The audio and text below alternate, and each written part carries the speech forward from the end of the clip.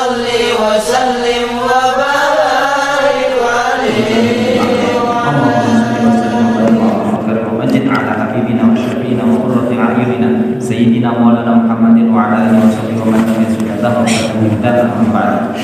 Alhamdulillahirabbil alamin. Alhamdulillah Allah masih memberikan kita kesempatan iman Islam, kesempatan bisa sehat, saged beribadah, saged iktikaf di tempat ini, saged niat yang baik membaca shalawat kepada Rasulullah sallallahu alaihi wasallam, dan juga niat ta'allum wa ta'lim. Mungkin mawon dalam bulan Rajab ini semua amal kita khususnya di maghrib ini, di malam ini diterima dengan sempurna oleh Allah Subhanahu wa taala. Maka kita membahas tentang fikih.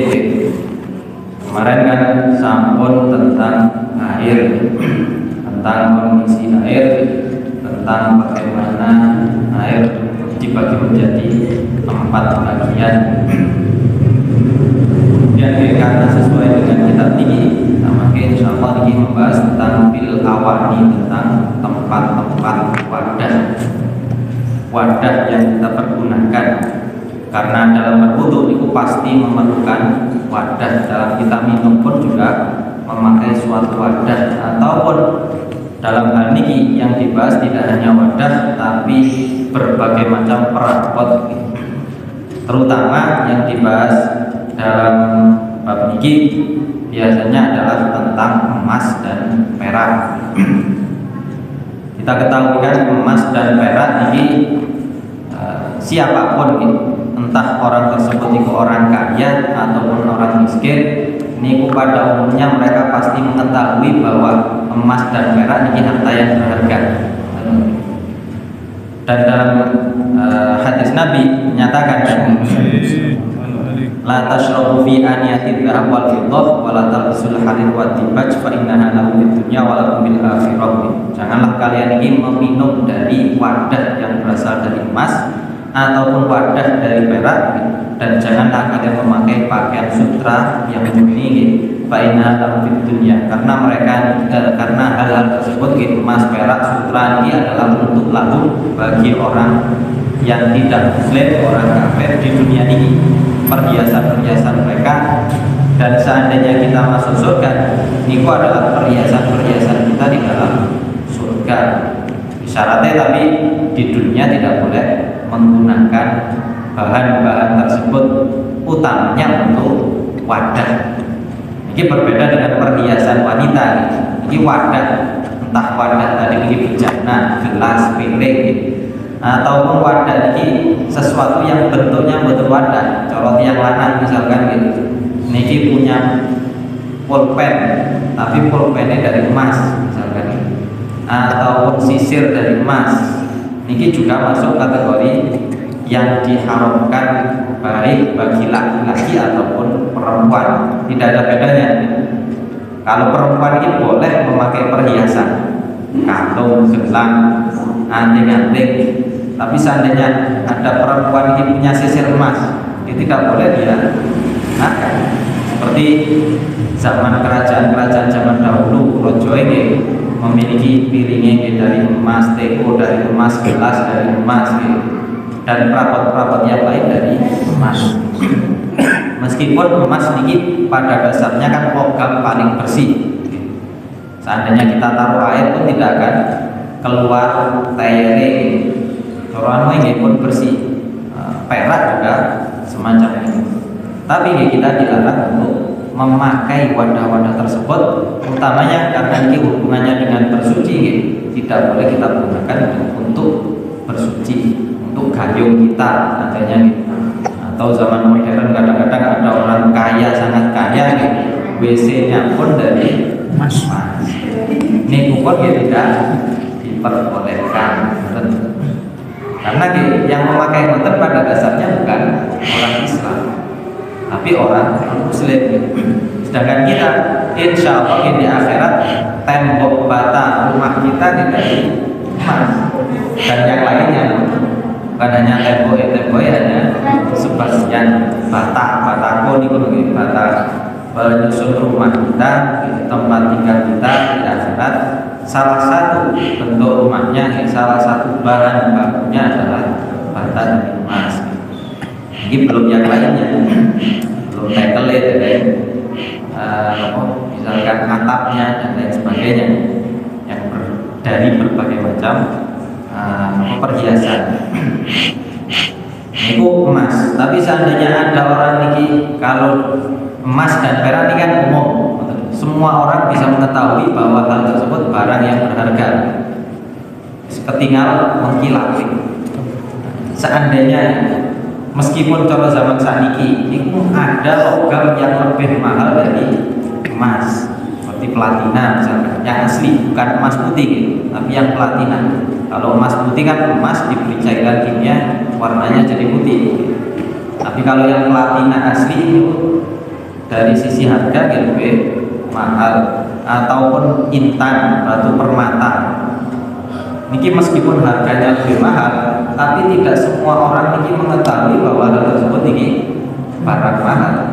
Kadang-kadang mungkin mawon gitu, kita atau anak-anak kecil ini dolen tekali nemu waktu masih mengkilap paling dianggap kocok dan lain sebagainya. Tidak semua orang mengetahui ini barang berharga. Jadi seandainya kita memiliki wadah gelas dari permata, seandainya dihargakan ini harga miliaran triliunan, dari satu sisi ini tidak mengapa untuk kita pakai. Meskipun kalau emas harganya lebih murah, karena tidak semua orang mengetahui barang-barang berharga tersebut. Yang dilarang ini adalah emas dan perak. Tadi loh, emas dan perak meskipun berupa wadah ataupun hanya berupa lidi sekalipun itu juga haram digunakan. Kalau zaman singen ataupun zaman sekarang ada orang memakai celak untuk mata. Celak kan ada wadah. Seandainya wadahnya ini dari emas ataupun hanya lidine ini mau mungkin lotek ini digunakan untuk ini terbuat dari emas hukumnya atau kalau orang laki-laki kadang-kadang punya saking suge ini arlojinya dari emas, misal ini juga dilakukan. Untuk orang laki-laki emas ini dilarang sama sekali, tidak boleh menggunakan baik wadah ataupun perhiasan.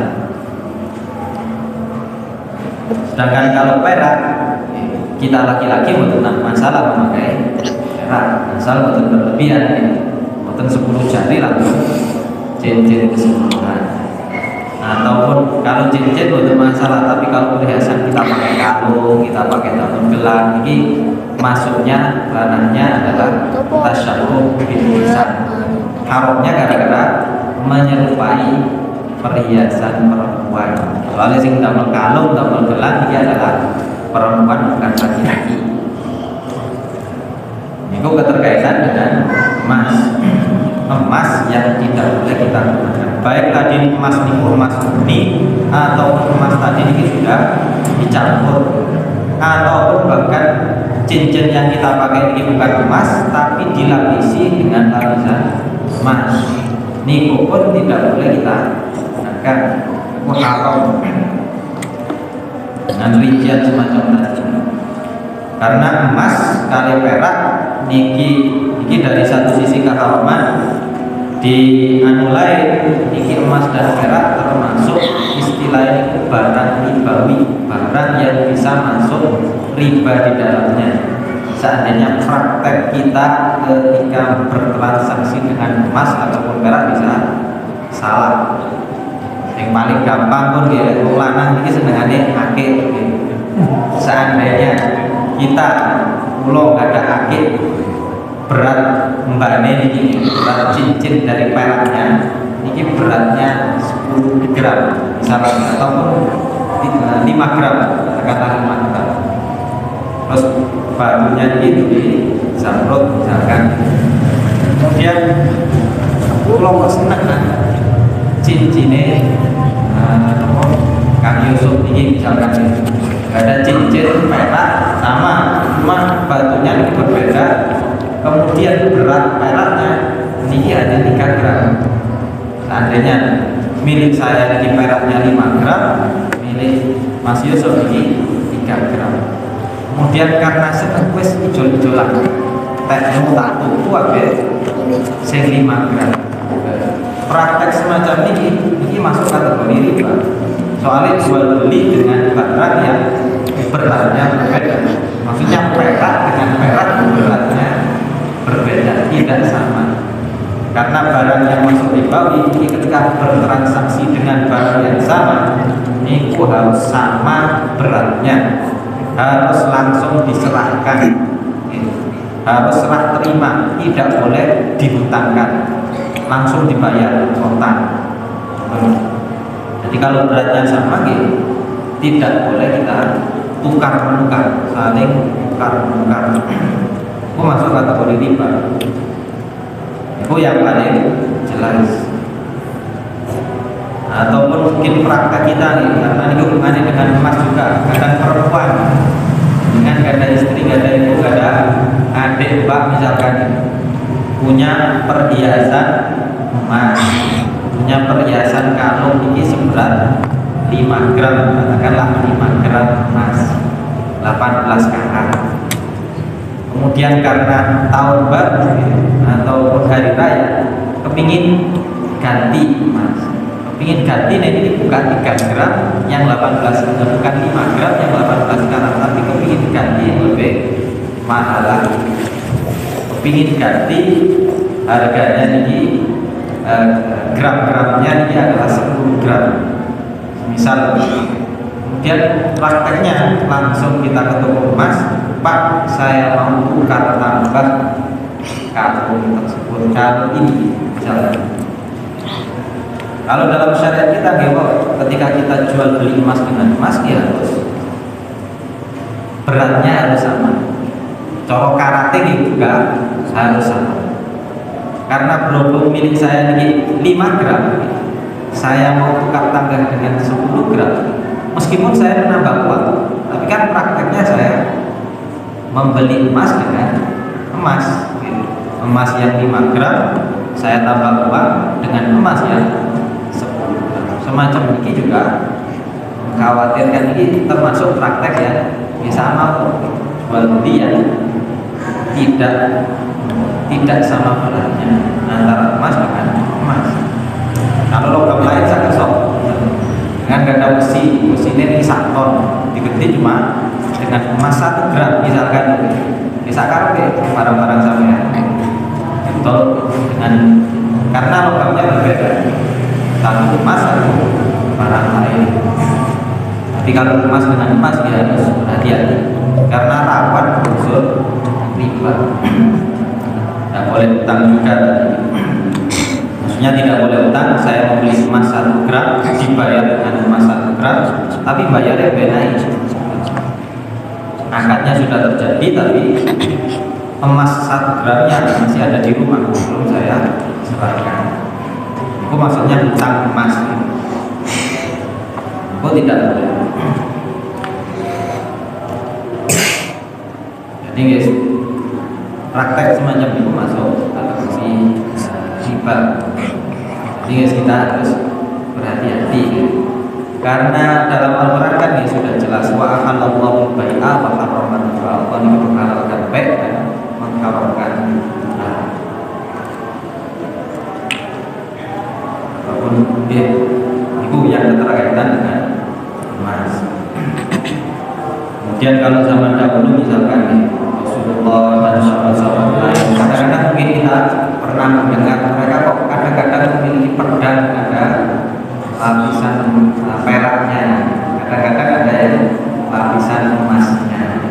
Tapi beberapa sahabat yang lapisan emas niki cara ini mereka dapat dari usul misalkan, bukan mereka membuat sendiri. Atau ketika pada saat mereka membuat emas, kita tahu sendiri kan hukum pada saat Rasulullah ini masih beliau ini kesan, masih hidup, ini hukum kadang-kadang masih berubah, belum konsisten, belum pasti. Kadang-kadang hanya beberapa hukum ini oleh Allah berubah. seandainya ada sahabat niki kita mendengar hadis sahabat simpulan memakai emas, misalkan niki coran ada hadis lain yang menerangkan bahwa sahabat yang memakai emas niki sebelum diharamkannya emas. Oh gitu. Rasul kan pernah kemudian oleh Allah kali Rasul langsung dibuang. Sahabat lain karena melihat Rasul emas dibuang, dia melo-melo langsung dibuang bisa. Betul disimpan dibuang. Niku saking temennya sahabat meniru Rasulullah SAW. Kita kan saya mikir-mikir di sini. Niku mikir. So di duit mau sih. Jadi seandainya kita mendengar semacam itu, tidak semua hal yang kita lihat pun boleh dilakukan. Dengan ningali di Mekah, di Mekah misalnya itu kok emas, Ka'bah ya emas, misalnya kalau talang emas, misalnya jadi masjid ini tak kayak talang emas. Itu terasa karena dalam hukum Islam ada beberapa pengecualian hukum bagi barang-barang tertentu. Emas, misal talang yang ada di Ka'bah, itu hanya talang di mawon yang diperbolehkan dari emas. Dari satu kategori kan termasuk wadah, wadah menampung air yang mengucurkan air dari atas. Tapi yang diperbolehkan ini hanya talang di mawon. Dan kita pun tidak apa-apa seandainya hujan turun kemudian kita minum air dari talang tersebut, dari kucuran talang tersebut, karena itu kekhususan bagi Ka'bah. Selain Ka'bah tidak boleh. Bali seandainya dengan kadar duit terus masjid ini kok apa cagai turun dicat tak kono emas tak apa lebur adalah cat kali semacam itu pun juga tidak diperbolehkan melapisi sesuatu dengan emas. Ngomongnya kayak masjid itu tadi. Ya biasa, yang penting masjidnya sakit makmur ya Masya Allah, Alhamdulillah. Masjid makmur kan bukan karena hiasan yang mewahnya, tapi karena penduduknya sama-sama meramaikan masjid tersebut dengan macam-macam ibadah. Jadi semacam itu juga tidak diperbolehkan. Bahkan oleh ulama pun mushaf yang oleh kita ini dimuliakan karena isinya Al-Quran. Ini pun dibahas boleh tidak menghias mushaf dengan emas. Pojokannya ini kayak emas asal muda. Hiasan tulisan depannya bukan warna emas, warna emas agak soal. Tapi dari logam emas. Kalau dari logam emas jangan dilakukan. Apapun itu gitu. Kita ini orang laki-laki diharapkan memakai emas dalam bentuk apapun. Kita pun juga dilarang untuk menghias sesuatu dengan emas. Meskipun cincin dengan kita pun dilarang untuk melapisi tadi dengan emas. Misalnya dengan pinggawa emas, duit hati-hati, kira cara hukum, cara hukum dengan duit emas bentuk hati-hati, cara cukup nang jempol, kemudian dikrom penuh ketutupan seluruhnya, emasnya ini tidak kelihatan sama sekali.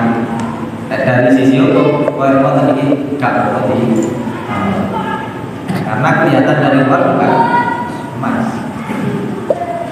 Asal tadi seluruh bagiannya tertutup, tidak ada yang terbuka sama sekali. Tapi ini kalau saya dilakukan itu harus nopo. Mending masih didol, alih-alih biasa atau alih-alih perak atau zaman sekarang tidak ada. Tapi kalau dalam kitab fikih yang klasik semacam ini zaman dulu, ini pun dibahas seandainya ada orang punya wadah kemudian wadah tersebut dilapisi dengan emas, ini hukumnya juga haram. Dan kadang-kadang wadah orang zaman jauh kan tidak seperti kita, pancinya pecah lalu dibuang. Orang zaman singkat kan panci pecah, selama percaya masih bisa ditambah, ya ditambah. Kadang-kadang mereka nambah lagi dengan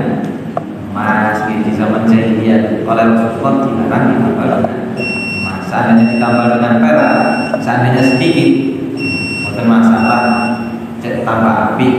Tapi seandainya banyak, tapi dengan tujuan agar wadah tersebut masih bisa dipakai, ya tidak masalah.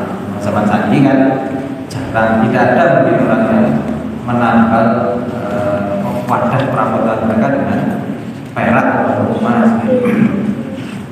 Itu mas mana kita nambal semacam itu.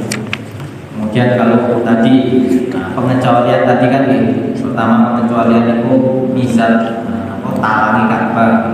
Kemudian seperti bapak kita mungkin leluhur kita orang-orang zaman dahulu ketika giginya mereka ini rusak, ini ditambal dengan emas, gigi palsu tapi dari bentuknya gigi dari emas. Semacam ini dari syariat bukan asal, tidak apa karena emas ini logam yang terjernih tadi tidak bisa berkarat dan lain sebagainya, sehingga oleh syariat diperbolehkan khusus dalam gigi. Tapi seandainya orang yang meninggal kita diwarisan terserah diwarisan oke. Kalau oleh ahli waris itu ingin dijopok jopok dibagi. Tapi sebaiknya kalau nempel tidak jadi di kelas no kada ahli waris itu jangan dikubur kan mandi. Kalau zaman kita mungkin masih pernah juga orang yang memakai tambalan gigi dari emas. Kalau zaman lebih dahulu lagi juga ada bukan hanya gigi, tapi kadang-kadang kan ada orang perang irung ini sampai potong agar hidung ini kelihatan hidung ini, bukan kelihatan teropak. Kali syariat pun juga dimudahkan, diperbolehkan memakai hidung palsu dari emas, karena tadi tidak sampai merusak, tidak berkarat sehingga tidak membuat daging dan lain sebagainya ini menjadi busuk. Kemudian dengan mungkin film-film nopo jadinya dari emas. Ini pun dalam syariat kita juga diperbolehkan. Di pengecualian tadi, pengecualian tentang wadah-wadah dari emas. Misal ada orang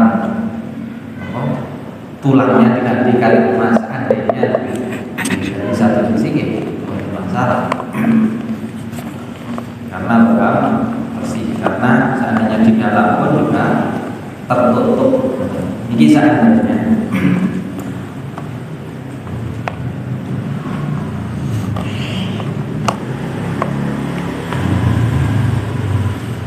intinya semua hal yang berhubungan dengan emas ini haram kita pergunakan, apalagi yang bentuk wadah ini haram dipergunakan baik bagi laki-laki ataupun perempuan, baik bagi anak kecil ataupun orang dewasa. Yang penting bentuknya wadah atau perabot ataupun dari perak itu juga haram dipergunakan, kecuali kalau emas tadi berupa perhiasan khusus digunakan untuk perempuan, dan perak mungkin juga digunakan oleh orang laki-laki asal tidak berlebihan.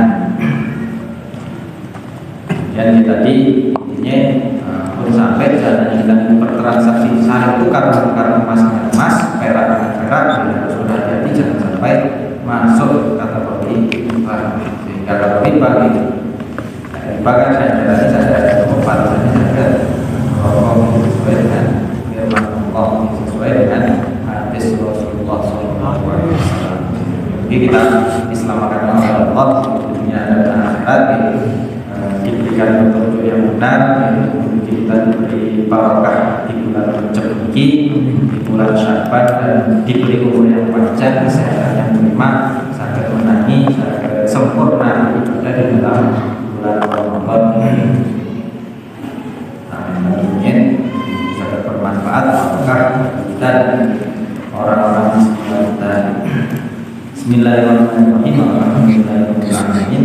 Allahumma sholli wa sallim ala sayyidina Muhammad wa ala alihi wa sallam. Wa laqad ashhadu anna man awsalahu quluban min ashyana. Wallahu qad alayhi faman sha'a qawlu minna aw yakunu lana. Lakinnahu من في السرائر قد دعانا إلى الشوق ربنا وحدانا وإن مزجنا بالمودة هاهنا نقر أيدي مقرنا ورجعنا للواحد الأحد العلي إلهنا وسكينة من إليه دعانا مختاره وحبه وصفيه سيد وجوده إله ربنا يا ربنا يا ربنا يا ربنا بالمصطفى بلغنا أجب دعوانا أنت لنا يا ذكرنا في هذه الدنيا وفي أخرانا أصلح لنا الأحوال واغفر ذنبنا واغفر ربي إن أخطأنا واسلك بنا في نهج الله المصطفى ثبت على قدم الحميد فضانا أرنا بفضل منك طلعة أحد في بهجة العين والرضا ترعنا وارد به في كل حال حملنا وحمل من ود ومن والانا والمسلمين ومن أجاب نداءنا وبلغ كل وظائف وصحنا والحاضرين والسعي من جمعنا هذا بين يديك أنت ولقد رجوناك فحمل سؤالنا وصحب قدرك يا سنين دعانا وانصر بنا سنة ظهر في بقائك وارحم كل من أعدانا وانظر إلينا واسقنا كأسنا واشف وعافي عاجلا ورضانا واقضي الحاجة واحسن خلقنا إن الرحمن واصلح حكمنا يا رب واجمعنا وأحبابنا لنا في ذلك الفردوس يا رجوانا بالمصطفى صل عليه وآله وقدر الصلاة والسلام سبحان ربك رب العزة عما يصفون وسلام على المرسلين والحمد لله رب العالمين. الفاتحة.